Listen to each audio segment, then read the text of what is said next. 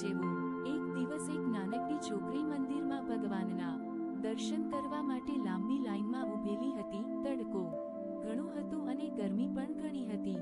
ત્યારે પૂજારી છોકરી પાસે આવ્યો અને બોલ્યો, બેટા, મને 500 રૂપિયા આપ, હું તને સીધી અંદર મોકલી દઈશ દર્શન કરવા।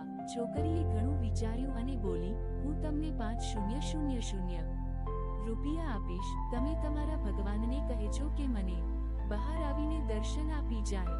પૂજારી ગુસ્સે થયો અને બોલ્યો, તું પાગલ છે કે શું? ભગવાન એમ બહાર ના આવે।